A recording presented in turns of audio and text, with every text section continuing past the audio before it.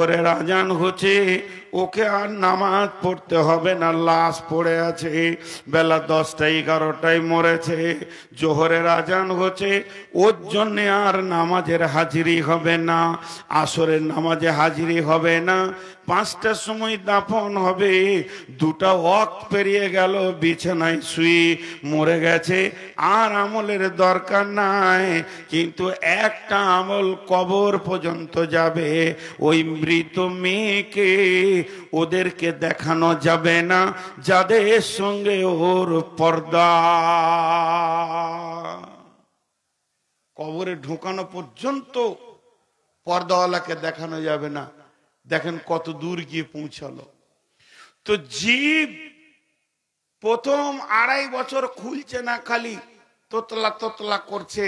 এই জীব যে খুলে গেল, আজরাইল এসে বন্ধ করবে, তো এই জীবের রিয়াকশন কত দূর গিয়েছে জানেন?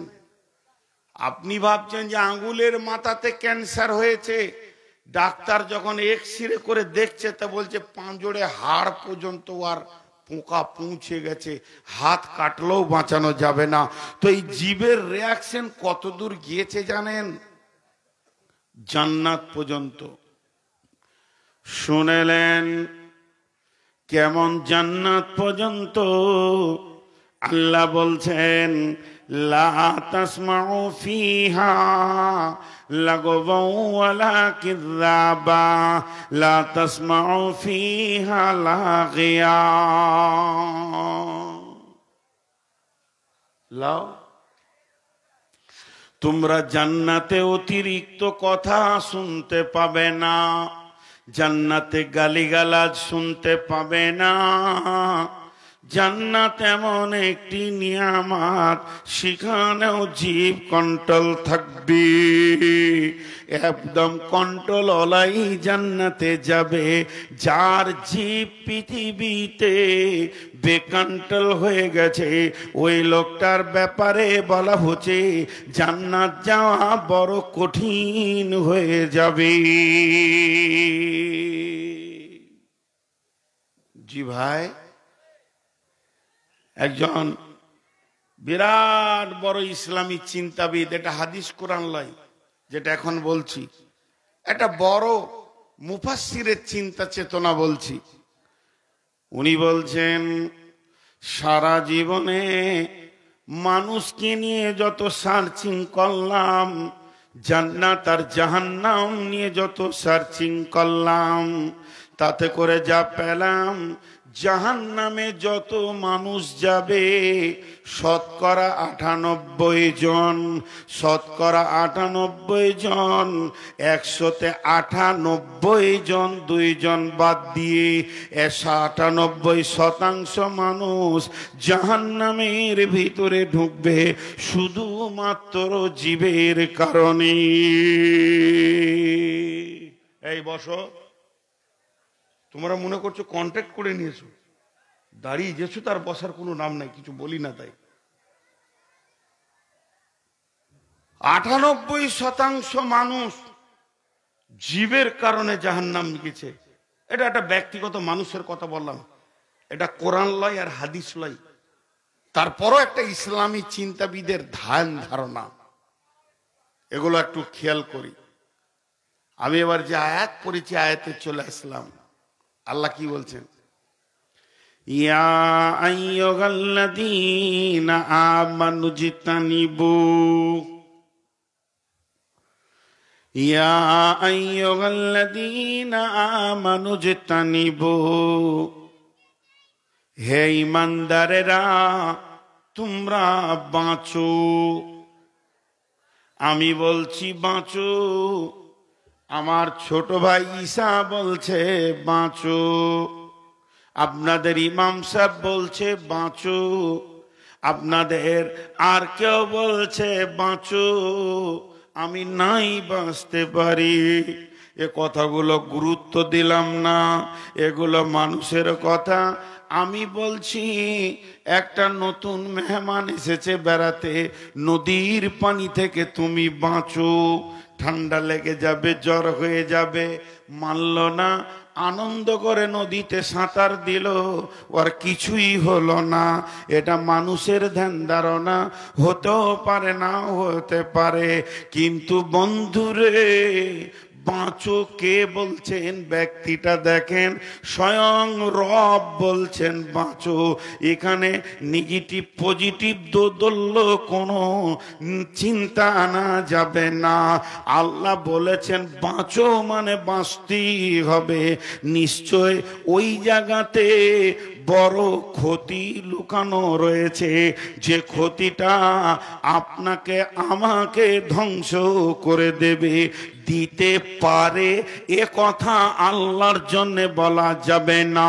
তো আমার রব বলছেন ইজিতানিবু, হে ইমানদারেরা তোমরা বাঁচো, কাসীরাম মিনাজ জান্নি, অনেক ধারণা থেকে।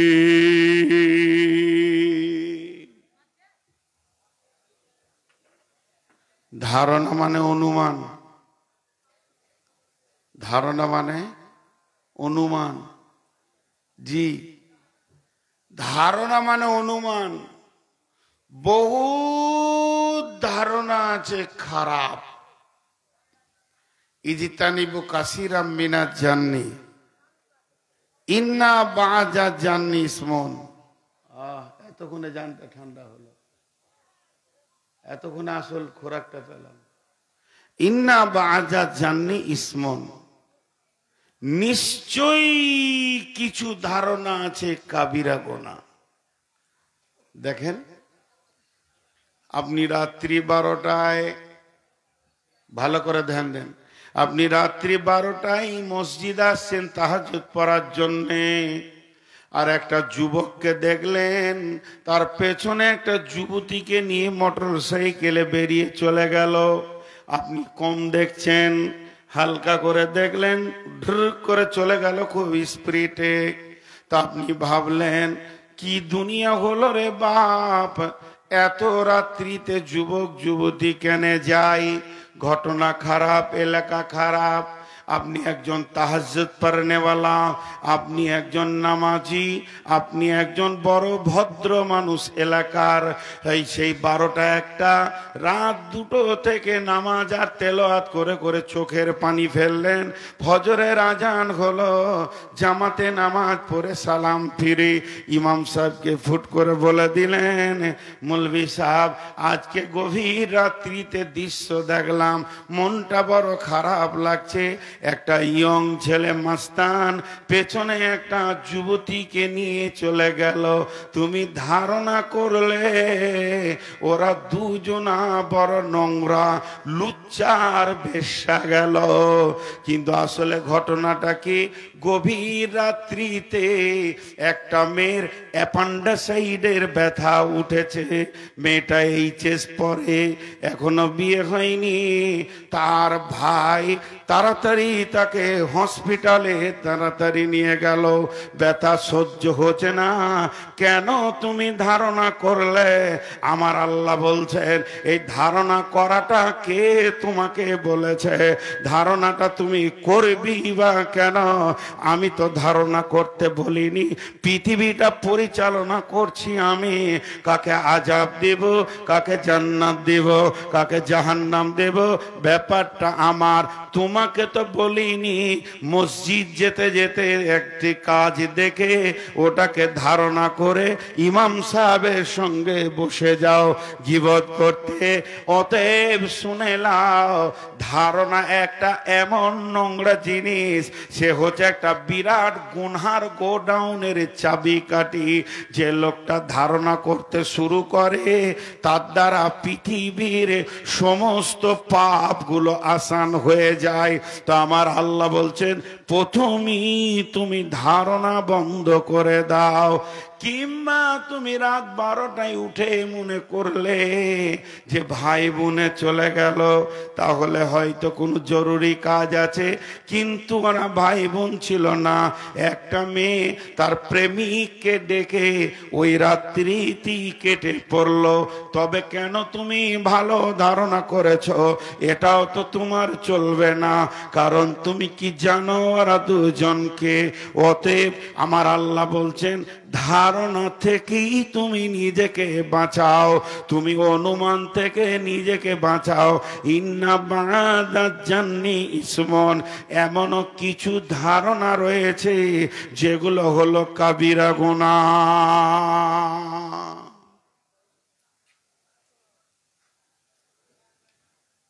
বুঝতে পারছেন? এত বড় লোক হ্যাঁ না বললেন। আমি যেটা বলতে চাইছি বুঝতে পারছেন? মানে প্রথমবারে পারছে না, আর একবার শুধুছি তখন পারছে। কোন ধরনের কারবার? তো অনুমানটা হচ্ছে পৃথিবীর নোংরা জিনিস। অনুমান। সামনে রমজান মাস আসছে, রোজা রাখবো ইনশাল্লাহ। জোরে বলি ইনশাল্লাহ। রোজার পরে নামাজ ছাড়বো ইনশাল্লাহ। ছাড়বে ইনশাল্লাহ। রোজার পরে নামাজ ছাড়বে। কে কে রোজা রাখবো না হাত তুলি। 4-5টা উঠেছে, রোজা রাখবে না। এবার একটা কথা আপনাদেরকে বলি, রমজান মাস আর আর চলছে শবে কদরের রাত, মাসের প্রথম দিকে না শেষ দিকে?